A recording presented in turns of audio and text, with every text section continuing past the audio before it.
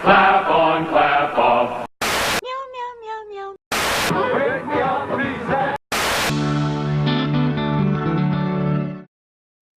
Hello, and welcome to We'll Be Right Back. I am Martina, your host this week and every week on an exploration of some of the finer television commercials in the history of time. Whether it's 45 seconds on the truth about smoking or half a minute on what to do if we've fallen and we can't get up. Usually I hate hearing a word from our sponsor, but I'd be lying if I said there weren't quite a few commercials out there that I said, that was great! On our first episode, I thought, why not explore one of the finer ad campaigns in the history of marketing? A set of commercials that's sure to make you say, "Ay Chihuahua." You know, it's an unusual thing when you're walking down the street and a stray dog approaches you. Makes you uncomfortable, makes you feel an uneasiness in your chest, a tightness in your chest, kind of like you're going to have a heart attack.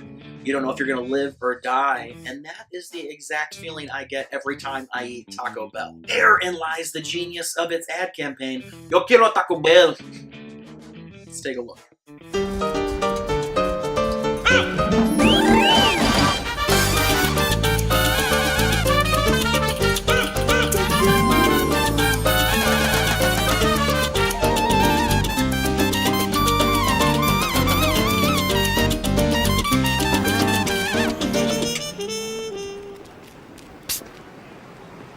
Yo quiero Taco Bell.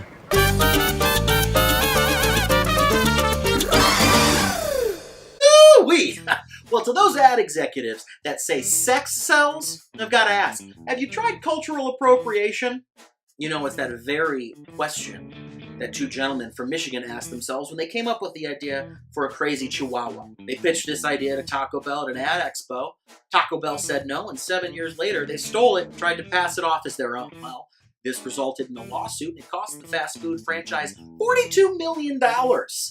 When asked for comments, marketing executives said, yeah, we stole their idea.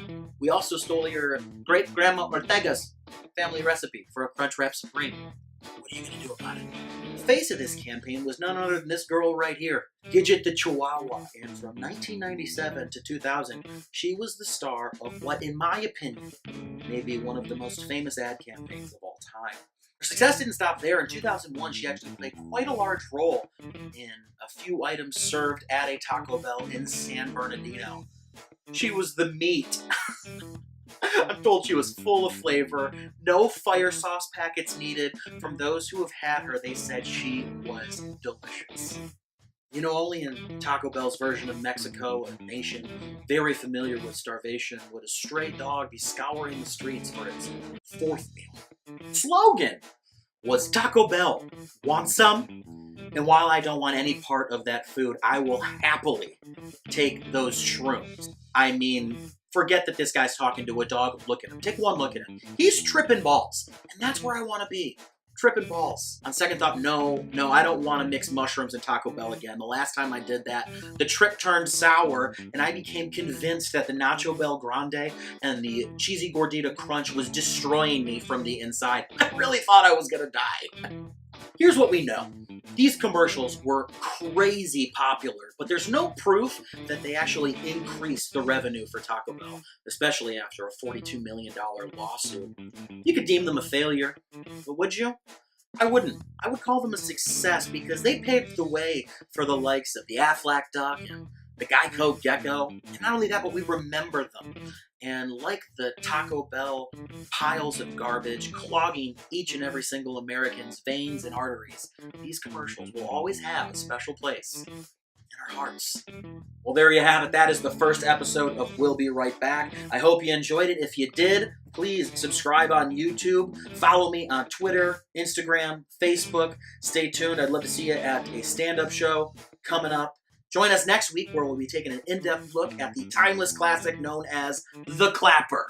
But until then, we'll be right back.